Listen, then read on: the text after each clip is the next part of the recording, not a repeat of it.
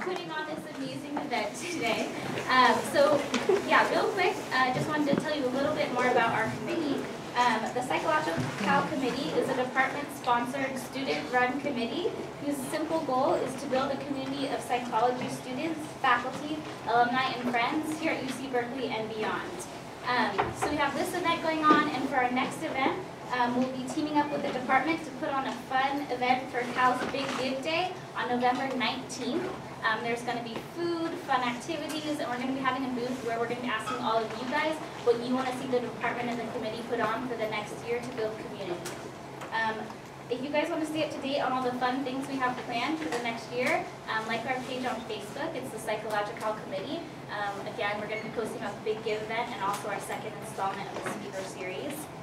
And representing the committee today and sharing the stage with our speaker is Randy Lee. And with that, I'll hand over the mic to Dylan, who will introduce our speaker for today. Thank you.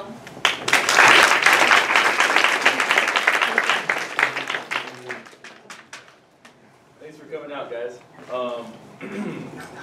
So, you guys remember your awkward phase in middle school? Yeah. Turns out, science can explain why you behaved in the bizarre way you did during adolescence, when you struggled to grapple with your own emotions and sense of personal identity. No wonder Pixar sought Dacher Keltner for his expert advice on their hit film Inside Out, where the plot focuses on the emotional landscape of an 11-year-old girl. Dr. Keltner received his BA in psychology and sociology from the University of California, Santa Barbara. Then he received his PhD from Stanford University. After that, he completed 3 years of postdoctoral work at the University of California, San Francisco, and then co-authored 2 textbooks, as well as the best-selling novels Born to Be Good and The Compassionate Instinct. In addition to that, he has published over 190 scientific articles and written for popular news sources like the New York Times Magazine and the London Times. In addition to that, he has received numerous national prizes and grants for his research. If you still don't think Dr. Keltner is credible enough, revel in the fact that he has raised 2 daughters and is not only an expert on emotion as a scientist, but also as a father. Let's hear it for Dr. Keltner.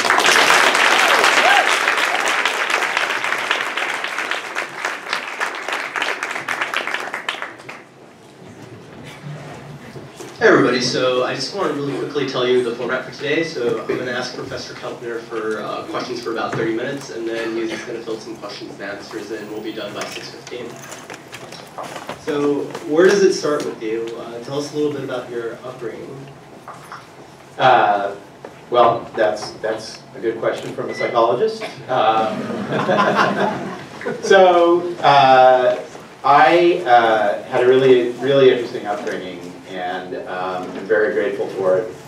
I was raised by a mother who was a literature professor at Sacramento State University, and a dad who was an artist, and so I had a lot of humanities in my household, and yet, probably like a lot of you, I was really interested in science, and I loved dinosaurs as a kid, and was early interested in evolution and other species. In first grade, I entered a baking contest, and I had a T-Rex cake that came in 2nd place.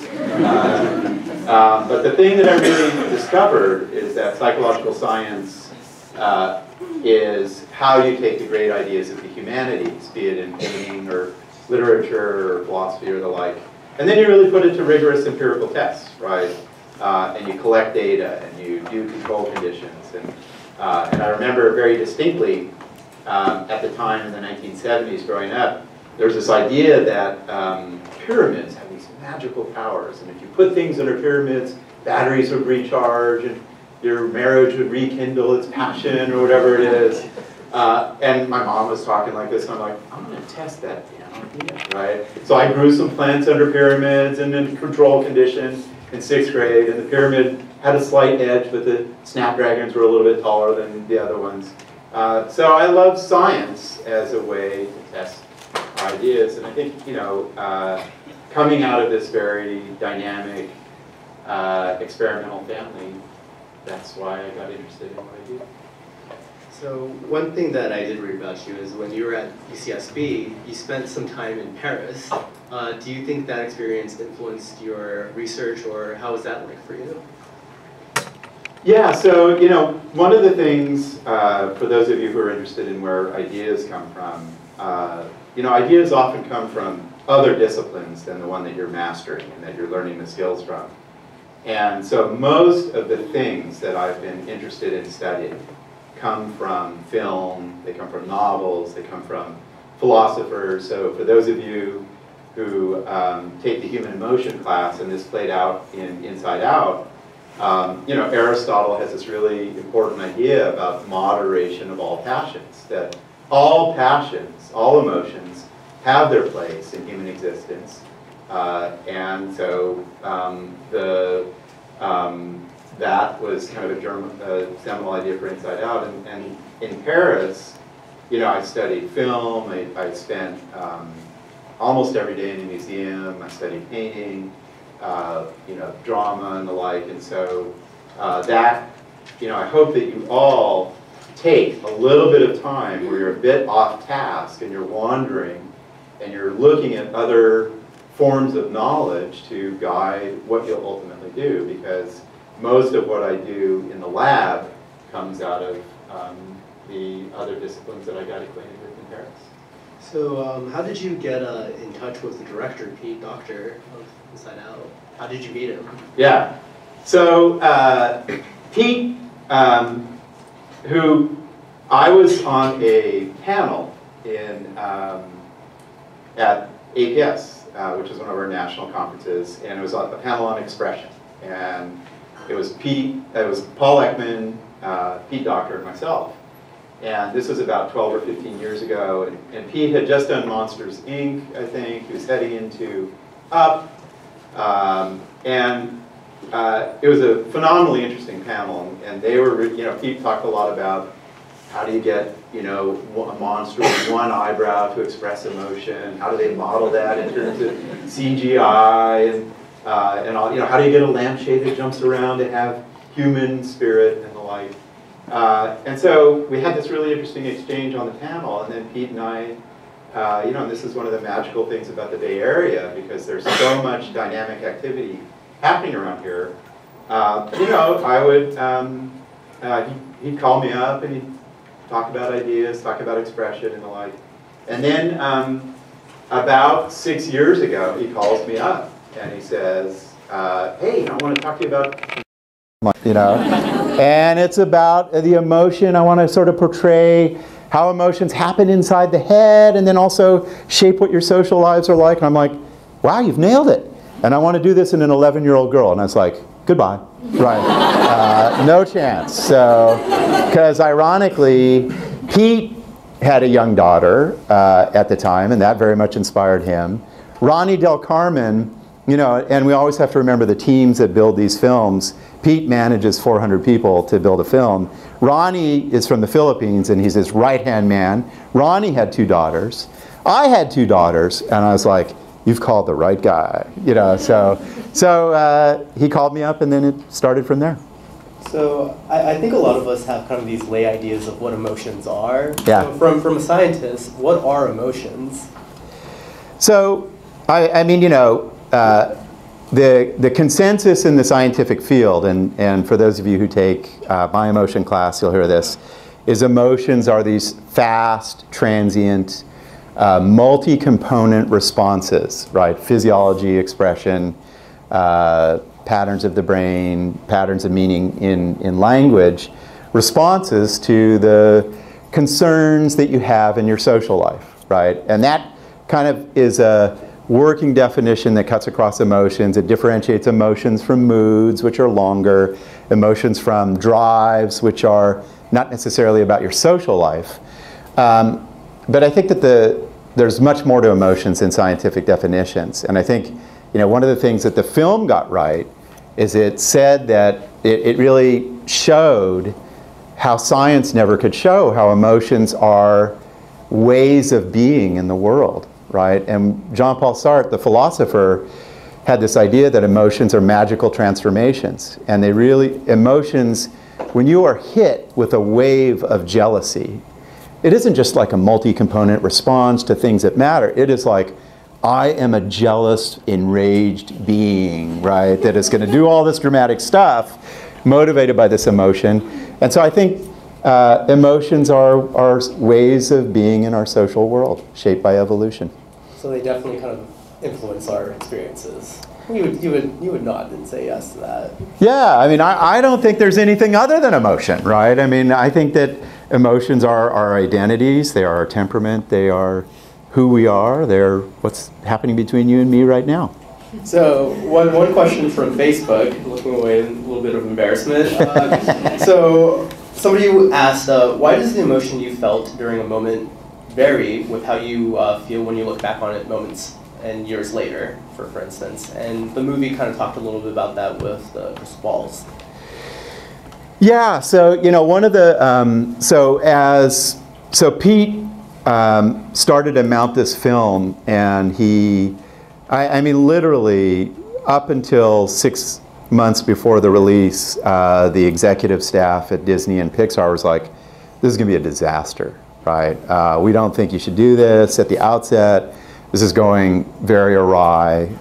It's problematic, and we could talk about that." And I think that one of the things, that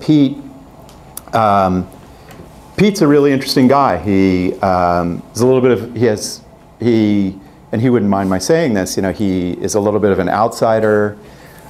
He has a little bit of social anxiety as a kid. I think he wonders where he fits in life, and he's always grappled with, and I think you see this in Up as well, which is also Pete's film, and I think Pete's kind of the intellectual force at Pixar in some sense. He's really interested in loss and how we think about the past. And those are two powerful literary themes, right? So Up's about loss, and Inside Out's about loss, the loss of childhood. And then if a child is growing and they're losing their childhood, parents are losing their child in some sense. And fundamentally that's what the film is about. And that necessarily, if something's about loss catapults us into thinking about the past. And so Pete asked me, probably the second or third time that I visited Pixar, he's like, man, how do we remember emotion? Why do we even remember emotions? And in fact, the scientific literature suggests we remember emotional stuff, but not that well, right? And that's why you have this big, vast, dark area where all the memories go of stuff that you forget, which is one of the most powerful images for me in the film. And then the question is, well, how do we reconstruct the past?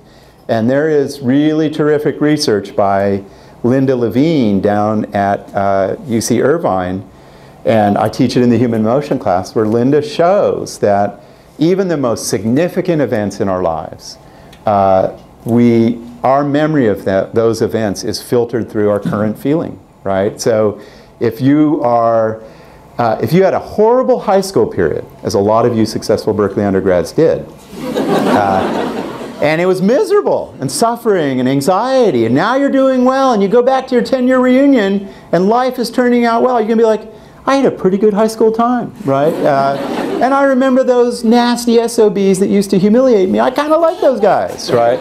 And that's what Pete grappled with in the film. And then alongside that is this basic truth that really comes out of the attachment literature of the balls, the core memories of, there are also core structures to your identity that are emotional, that are like, what was the attachment pattern like to your parent? So that comes straight out of the science. Here's another Facebook question coming up, which was really common, and it was, can you tell us how the specific emotion characters, joy, sadness, disgust, fear, and anger, were picked? Yeah, that's a great question. How many of you have taken my emotion class? Okay, it's been a while since I taught it. So it's really interesting, and this is where art and science bump into each other. So very interestingly, those 5 or 6 emotions map onto what mainly has been studied in science, right? With Paul Ekman's famous work in New Guinea He studied anger and disgust and fear and happiness and sadness in the face. One of the most important studies in all of psychological science. And for those of you, the next generation of science of emotion has mapped a lot of other emotions, right? Embarrassment and mirth or amusement, compassion, awe, pride. I think there are about 20 emotions. And so in one of the early conversations with Pete and his team, he said, well, you know, we're kind of struggling with like, what should the emotions be in this story? I was like, well, you know, here are the 20 that you guys should really put into a movie, right? And Pete's like, no, you know, 20 characters inside the head, you know what that'll look like, too complicated. And I think Pete chose those emotions because of narrative simplicity, right, which is something scientists don't understand too well. Because of the science is rock solid about those emotions, and then in some sense they're the most dramatic emotions. And you know, and I remember pitching Pete in earnest, like, well, you should have an emotion like awe, right? And Pete, I could just see Pete thinking like, well, what is Riley going to take LSD, or you know, like what are you talking about? Like all of a sudden she's like, you know, and I was like, yeah, that'd be cool, you know. And he's like, no, you can't. This is Disney, you know. So, and then I was like, well, what about? I think you know, they could have certainly had amusement, but then you end up with this weird artistic tension, which is like, there's a lot of humor in the film, but then you have humor in the mind, and that is conflicting. So they went with science and simplicity in contrast to what I had advised. So, so growing up, one thing that I was kind of always told was, stop being so emotional, be more rational. Why are you being so emotional and being so erratic about things? yeah. So what does your research suggest about making judgments and that idea, that economy almost? Yeah. You know, I think this is, you know, it's interesting. Our culture, you know, because of very interesting historical reasons, the Puritans were not very friendly to emotions. Victorian England, which was foundational to the early development of the United States, is not the greatest cultivator of human emotion and passion. Even a lot of the great thinkers in Western philosophy and Eastern philosophy are skeptical of the emotions. They're hostile to the emotions. So, you know, when I teach my human emotion class, I always talk about the metaphors of emotion that George Lakoff, a philosopher here at UC Berkeley, has discovered. And our metaphors are very skeptical about the emotions. So we talk about emotions as illnesses. Oh, I'm sick with love, right? As forms of madness. I'm mad with jealousy. As natural forces that sweep us off our feet. And they don't talk about emotions as benign forces in the psyche. And so, you know, as I started to talk about this bias against the emotions that was reflected in whatever relative said that to you, that's pervasive in our culture. And I would say that the single biggest effect of Inside Out is to challenge that bias, right? And I have people calling me up who are like, I didn't, you know, literally, middle-aged people with advanced degrees, like, I didn't know emotions could be good for you, right? I now let my daughter be emotional and we're doing better. And I'm like, congratulations, you know? And I think that the film, you know, our science has been saying that for 20 years, and there are a lot of data that speak to that. And here's a film that comes along, and you know, over 100 million people have seen the film, and it really has changed how we think about these emotions in very productive ways. You kind of briefly talked when I asked you what are emotions. You talked about the function of emotions. Yeah. And one thing that we always love to label is, oh, that's a negative emotion. Yeah. Are emotions are there negative emotions, or how do you view that? Yeah, that's a very sophisticated question, Randy. So you know, we like, oh, it's good to have positive emotions, but the negative ones, anger and sadness and fear and shame and embarrassment, those aren't good. And I think that we call them negative because they have a negative valence to them, or a kind of a subjective quality to them. When you fart in the yoga class and you feel embarrassed and you're like, oh my God, you know, I'd rather die than be right here, you know. I took that from Randy's personal life.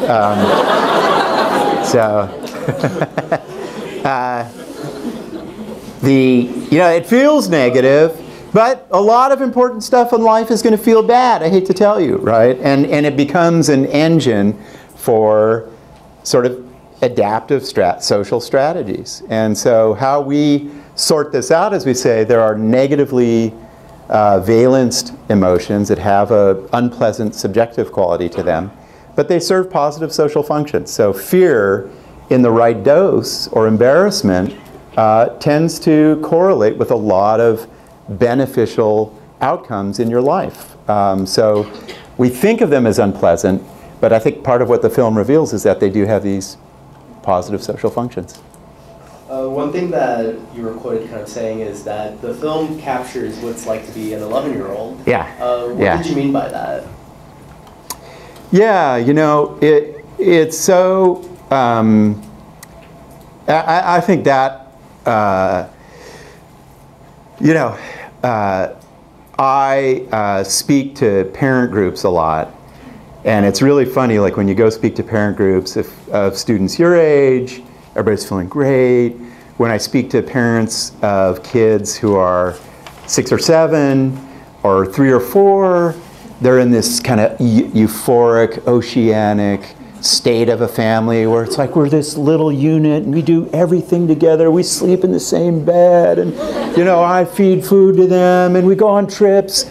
And then when I speak to parents of preteens and teens, they're like, oh God, you know, you think you know about happiness, up yours, you know. And it's very hard to the adolescent period. And the very bold, powerful thing that the film says that I think resonated with a lot of people is like, adolescent emotions, Riley is 11, which I think for what we know from people like Steve Hinshaw in our department and a lot of the work is that, you know, starting at 11 or 12, you start heading into that very rocky period of development.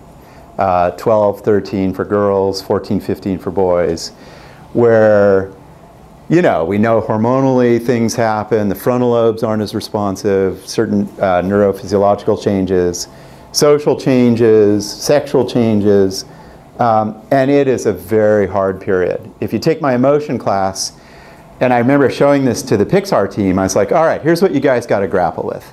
And there's this great finding of like, here's how much positive emotion kids feel.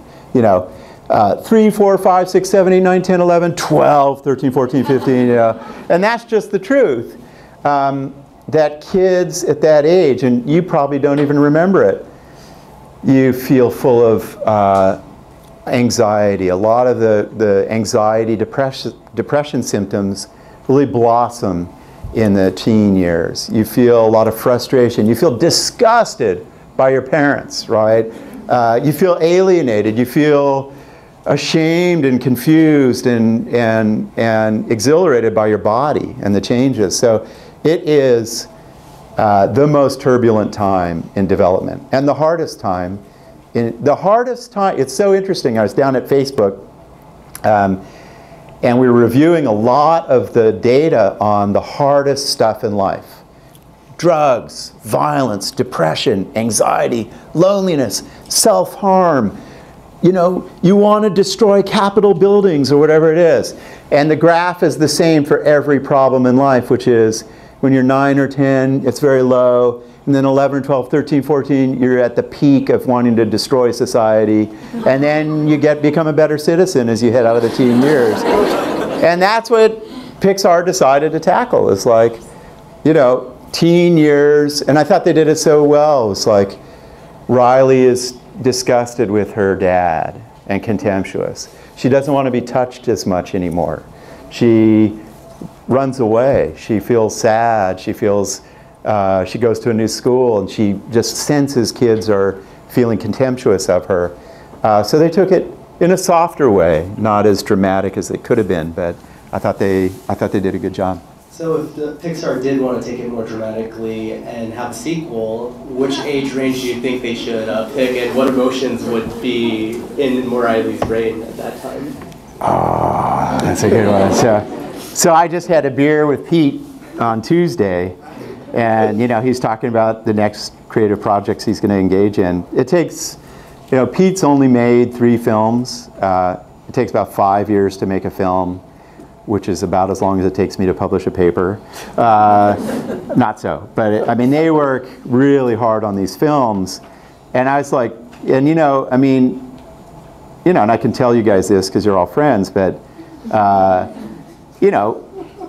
he works for Disney and he makes several billion dollars for, those are multi-billion-dollar enterprises. And Pete's film, Inside Out, best reviewed film of the year, kind of changed the reputation of Pixar, and it was struggling. So he's got a lot at stake, 400 people's jobs. And he's like, I'd really like to do some experimental film work. And I'm like, you're not going to do that.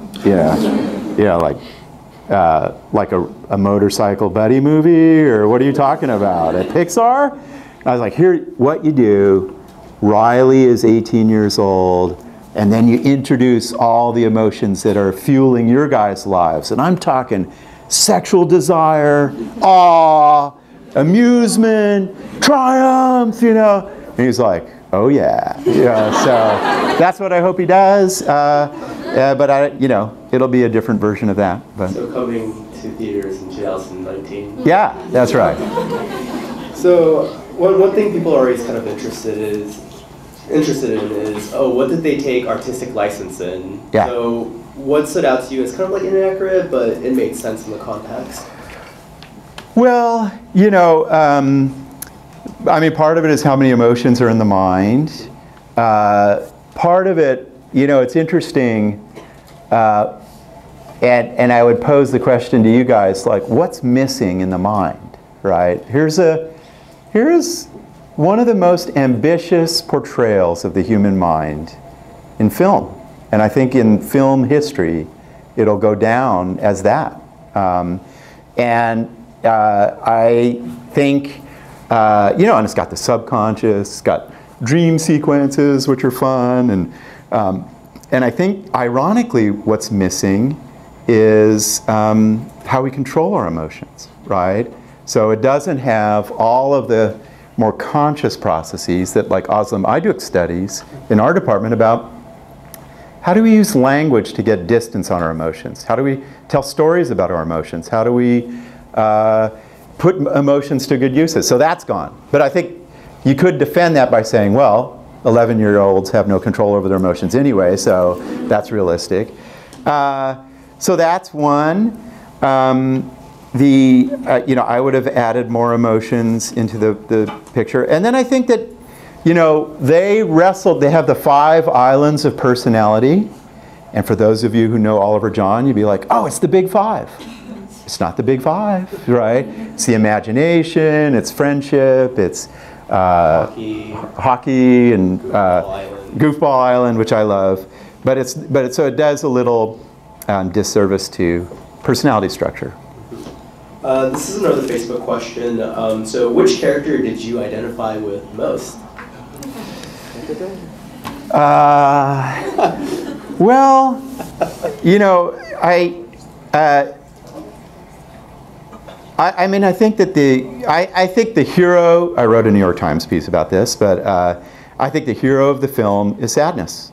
And I personally, having worked through anxiety for several years of my life, it runs in my mom's family. I totally understood anxiety and all the hyper worry and et cetera. But sadness, to me, and it's so interesting, one of the things that I hope you guys appreciate, Pete at Pixar got feedback from the senior executives, John Lasseter and the Disney folks, that the movie was too sad and it was too melancholy.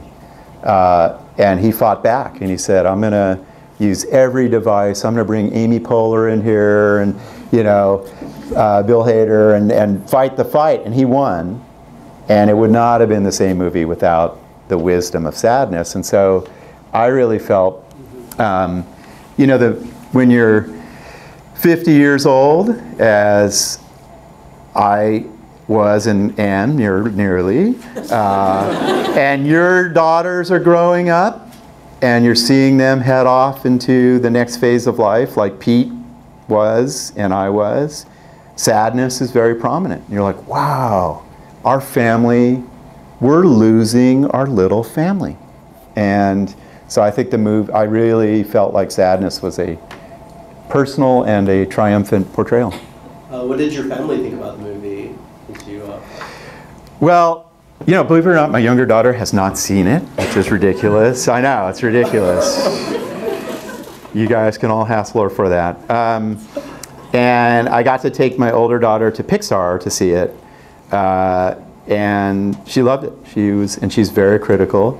She disapproves of everything that I do. Her favorite saying is, well, you're not a scientist. And I'm like,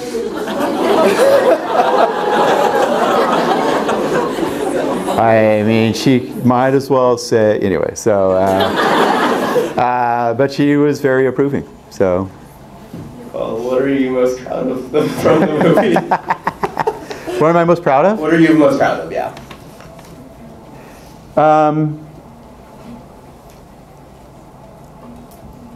Well, you know, it's an abstract thing, but you know, like the science of emotion, which is a young science, and Berkeley is the best place in the world to do it. It says that it has this theme, and it's inside out, which is that the mind is governed by passion, and our social lives are governed by passion. And, you know, it's the functionality of emotions at different levels of analysis. And our science has been championing that. You know, locally, people like Bob Levinson and myself have been right at the forefront of that argument. And I think the film nailed it, right? And it spurred all these conversations where people are saying things like, you know, I was on Science Friday with Ira Flatow, and he was like, you know, I now understand what my kids have been telling me, like it's okay to feel these emotions and it'll actually lead you to a good place. So I think it's a game changer in that way. And I agree. I want to open up the floor for you guys for your questions. So thank you for listening to me try to ask them some questions. So we're kind of filming with Professor Kelner talking to us, and if you guys don't want to be on the camera, just let me know. Does anybody have any questions for him? Okay. So I was wondering, I didn't really see too much of empathy in Inside Out, and which might have been possible, let's say if there was like a virtual reality in the mind or something, the characters could transport to the other minds. Right. But I was wondering, where do you stand on perhaps even teaching empathy, if that's even possible? That's a really neat question, and I actually talked to the team about that, and they grappled with, you know, what you would in fancy terms call the problem of intersubjectivity, or, you know, how one person's mind tracks another person's mind, and so there isn't technically empathy in the movie, and empathy, and we'll get to the teaching dimension in a second, and that's obviously, we know there are big parts of your frontal lobes that are involved in empathy, and a lot of complex cognitive process. So it isn't in the film. And their argument, and they actually had it in the film for a while, and they tried to grapple with how would you achieve that, but it became so complicated because what you have is you have an audience that is empathizing with the character, who then is looking at the world through emotion, right? So you have these multiple layers of representation, and if you had added one more to Riley empathizing with other people who have feelings that are being empathized with, you've got a very complicated story. So they had it in there, and then they took it out for narrative simplicity. And often, you know, what scientists don't, we always go for truth, and artists have to abandon certain kinds of truths to do good artistic work. And you can teach empathy. Randy worked with the most successful program teaching empathy in schools called the Ruler Program at Yale. And it's a game changer, and so you can do it. And there are a lot of good ways to do it. So I know that I kind of awkwardly walked off the stage, but if you guys do have any questions for Professor Keltner, just raise your hand and he's going to be a star and answer, I assume. Yes? So I know that everyone kind of goes through that turbulent adolescent period. So how do you think the plot would have happened in different people, like maybe in the mother or father? How do you think they would have gone through the same period that Riley went through? Are you talking about if the mom was the 40-year-old and you really portrayed her dramatic crises, or? Yeah, do you think the plot would be similar in each person, or how do you think it would have been individualized? Well, you know, I think one of the, you know, and this is the wisdom of Oliver John, every person's emotions are different in very nuanced ways. Everybody goes through adolescence differently, depending on, you know, Riley, her core emotion is joy. She's pretty, you know, upbeat in general. It would be different if you were more anxious or if you had a different temperamental profile. And so I think that Inside Out gives you a good equation to work with, which is, and I think it's fairly sensible scientifically, which is you'd amp up, you know, if you were a really anxious child going through adolescence, anxiety would drive the story, right? And that would be the central protagonist, and as joy is in the film. So I think that's one way to think about it. And then I like the other version of your question is, and you know, this Pixar won't do this, but I think it opens up lots of thought experiments, which is, wow, this is what I should do with a movie about 45-year-olds going through the drama of their teen's life. And that wouldn't be as fun or interesting, but it would be, it'd make for a very interesting philosophical film. Yeah? Do you think it was intentional to portray the emotion joy as someone who's always happy and emotion sad who's always sad? Do you think in another case where it would be like happiness kind of forms the anger trigger? So for someone like a manipulative person to kind of, you know, be happy when that person is angry or something? Do you think the film could have probably taken this a step further or something? Are you talking about mixed emotions or sort of emotions that work together? The emotions themselves having a particular feeling to them. So joy is always happy, sadness is always sad. Right. Anger is always angry. Do you think it would have been possible for anger to have been a more cheerful person to kind of, you know, be portrayed a more manipulative person? That'd be a horror film, but that's okay. That would be fun. Yeah, so that we would call meta-emotions, emotions about emotions. And they exist. And, you know, people do take delight in being angry. And for very sensible, interesting reasons. People feel beauty in sadness. There are a lot of interesting emotions about emotions, but the film took a really strong position, which it said, these are pure states in the mind, right? And I tend to, it's a controversial position in the scientific community, I tend to align with that view of emotion. And I think the meta-emotions would be an interesting part of the sequel. It'd get pretty complicated, right? Because a 5-year-old kid, I mean, that's again, think about making a movie about the mind that a 5-year-old will enjoy. That's not easy. And I think if you had meta-emotions, it'd get pretty tricky. Yeah? The emotions in the father are portrayed as masculine, while in the mother Right. as feminine.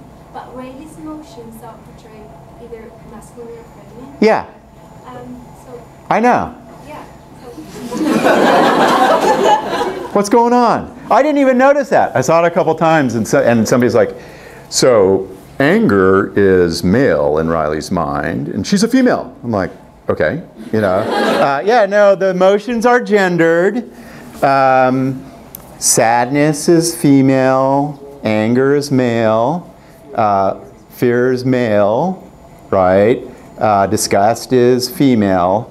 And, you know, I think if you were, anybody find that objectionable? Or, like if you took a strong gender critique approach, you would say, come on, this is essentialist and this is problematic, you know, females can be angry, and I agree. But I think they felt like, and the gender differences in the emotions are there. That's a pretty fair portrayal. Men tend to be more angry. 88% of all serious violence worldwide is male generated. So that's a fair scientific position. But I think, again, this is where science was abandoned for artistic drama, which is, in a sense, the anger emotion is funnier because it's this stocky guy who's acting out, you know. And certainly Mindy Kaling's disgust, you know, that's just the best disgust you've ever heard in your life. And that's because 13-year-old girls are pretty disgusted about everything social, so, as I'm learning with my daughter. So I think they, you know, you could critique it, you would be justified, and they would say, well, we did this for art. And that's what happens. Yeah? So I think, going back to the meta emotions, they touched on that a little bit in the movie, in that moment where they were all sitting around the kitchen table, and the different emotions that were remaining in her head were pretending to be happy. So like when disgust pretended to be happy, it came out as like sarcasm. Right. And when fear pretended That's to be right. happy, it came out as like really defensive. Yeah, that's interesting. And that's almost a commitment to the idea that it's hard for these emotions to take on the function of another emotion. I was wondering if you could talk about what like the significance and meaning of in the end when the light board, like the control panel was like blacking out, stemming from like the idea light bulb. Right. If I know what you're referring to correctly, the idea there is, and you may have to correct me on this, which is that, you know, there's another strong commitment in the film that we talked a lot about, and you know, Pete would email me and I'd send him papers, and you know, he read the textbook that you guys read and the like, that emotions drive consciousness, right? And that without your core emotion, things start to unravel, right? The islands start to crumble, and consciousness itself becomes, he made the strong artistic claim that it becomes blackened out, and your identity becomes adrift, as in the case of Riley. I think that is an overstatement of what we would expect scientifically, but it's a fair interpretation of the idea that emotions are drivers of thought. Yes? So in the movie, Riley's like core or dominant emotion is joy at the beginning. Yeah. And I remember reading in an article that it's like at different points in your life you might have different core or dominant emotions. How accurate is that? And could you explain that? Yeah. So, you know, what we know is that, you know, and this is work in the temperament literature, people like Joe Campos here at UC Berkeley, and Jerome Kagan previously at Harvard. You know, for genetic reasons, certain genetic configurations that you inherit from your parents, you come out with an emotional temperament. And then that interacts with family dynamics, attachment dynamics, whether you're born into poverty or not. And then the sum total of those processes is, you know, early in childhood, you have a temperament that is rooted in certain emotions, right? So You know, some of you may have come into the world more anxiety-ridden, right? And you're just going to see things through that core emotion. Some of you may feel like joy, like you're just more content and more joyful and enthusiastic about life. And that is pretty well documented in the literature. And then I think what happens with development is each stage of development introduces key emotions, right? And so the teen years, the later teen years, are about, you know, awe and wonder and sexual stuff, and then the middle of life compassion starts to really, as you raise kids and become interested in community, you tear up at commercials and you give money away to save the elephants, right? And which I am all about, you know. So, and then later in life, you have different emotional profiles. So I think it's this great mixture of the layer of your identity that's always there, and then development inserting these emotions as you get older. So it's a great combination. Yes? One important premise of the film is the link between cognition and emotion. Yeah. So I was wondering how far we could imagine emotion without cognition. Can a fish be jealous? But fish probably have cognition, so they, you know, and they probably have certain patterns of behavior. You know, Charles Darwin was convinced that worms have emotion. So, and I think that given certain kinds of analysis, you could push it that far. It's clear you can have cognition without emotion. So, you know, you can imagine all kinds of different cognitive tasks where you're kind of doing it in an emotion-free fashion, right? Hopefully for some of you that might include things like statistics or doing crossword puzzles. Actually, crossword puzzle is not a good example. You know, counting things or really pure cognitive tasks. But, you know, I'm part of a school of thought, and I think the film lines up with it, that the big stuff in cognition, moral judgment, economic decisions, how you explain events in the world, what kind of deep explanation you have about the origin of the universe, all of those processes are shaped by emotion and driven by emotion in fundamental ways. So I think there are realms of cognition that are free of emotion, but they're 15% of what the mind does. So. What about emotion without cognition? Yeah, no, I think you can. I mean, it depends how you define cognition, and then you're into this rather tedious debate. But I think clearly, you know, and this is one of the interesting things that the movie portrays a bit, is like, wow, what does the world look like if I'm fearful? And danger is more prominent, and risks seem more likely, and peril is everywhere. And so that I think there is this kind of precognitive perceptual state that is about emotion and not cognition. Yeah.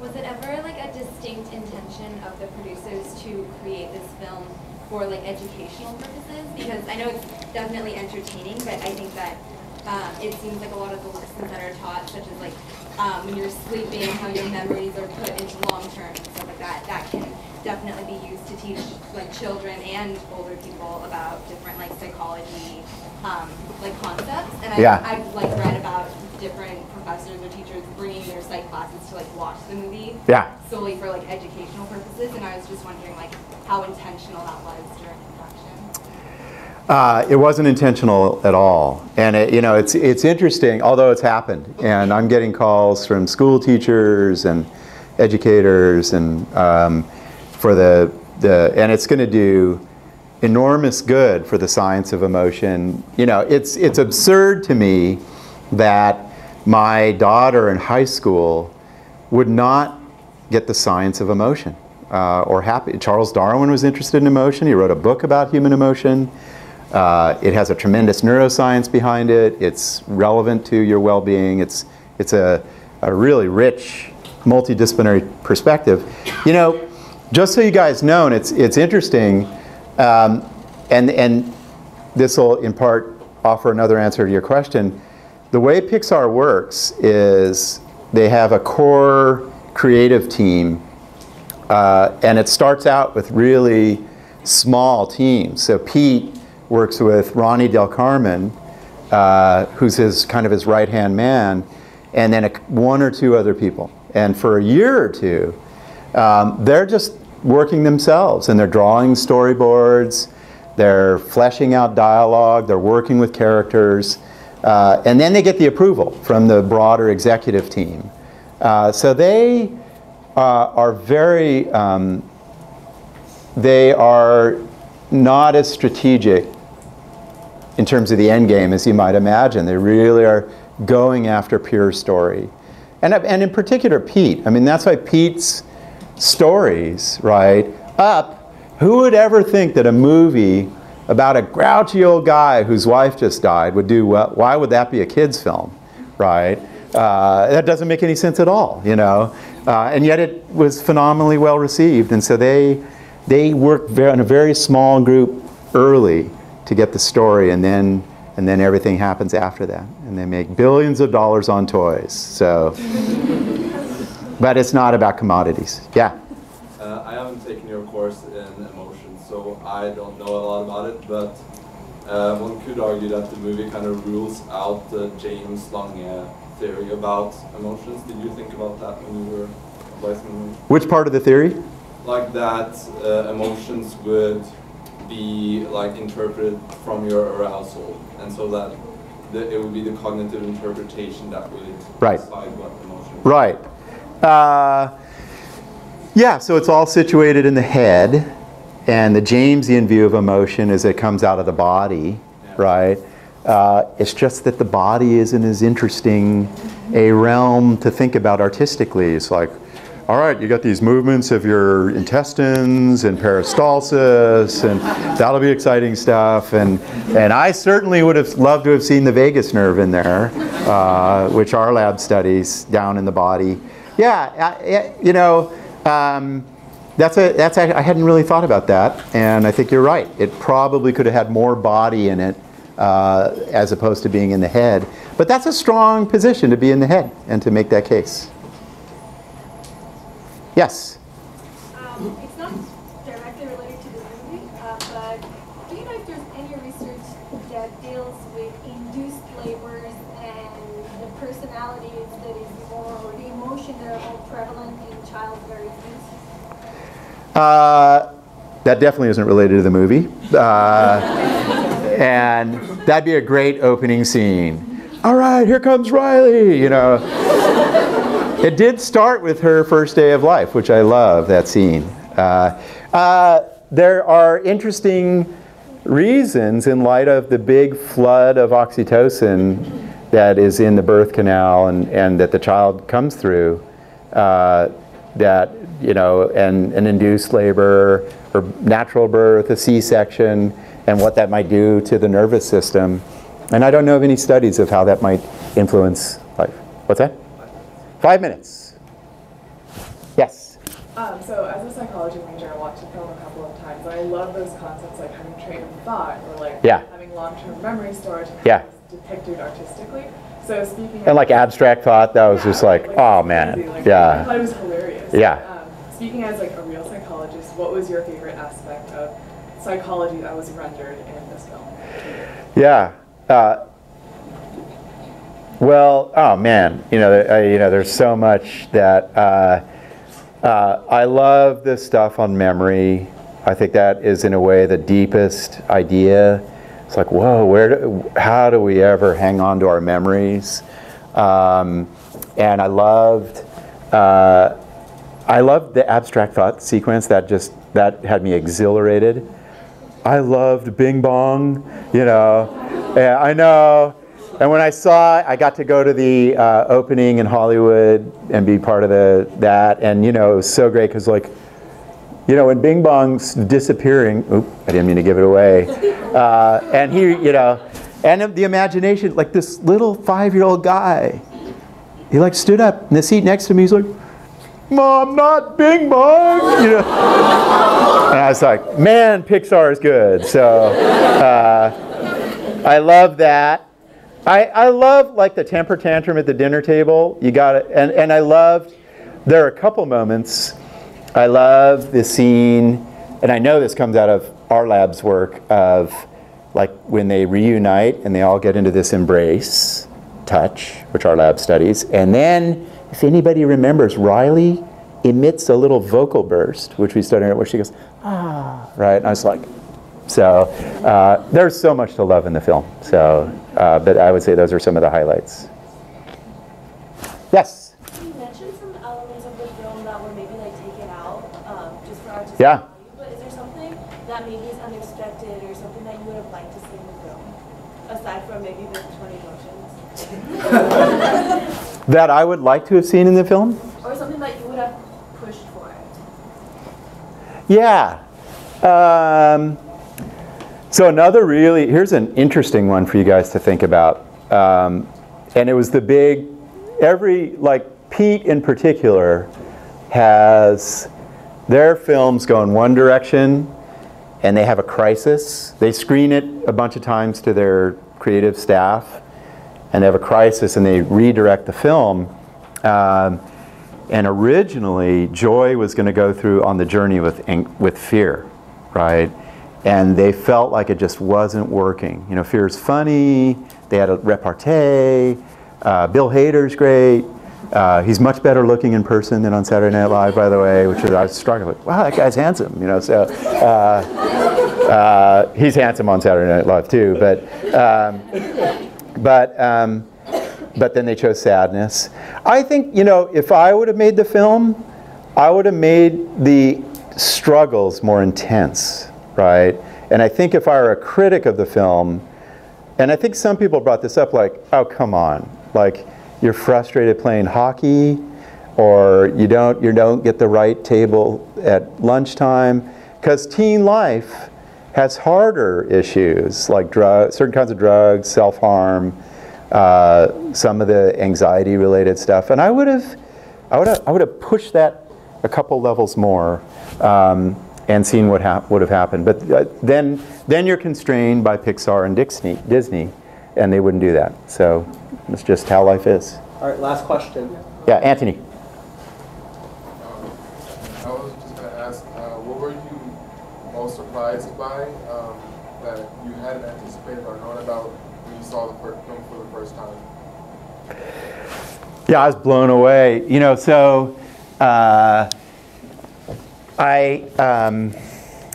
what's really, just so you guys understand what happens, so Pixar, they have 40 or 50 computer animator types. They get these drawings, then they draw it, then they add these layers of animation to it. And so when I first saw it, probably 18 months ago, a year ago, they hadn't fully animated the film. And so parts of it were literally like these people geometric shapes as bodies, right? And then they start to add all the light and sheen and stuff.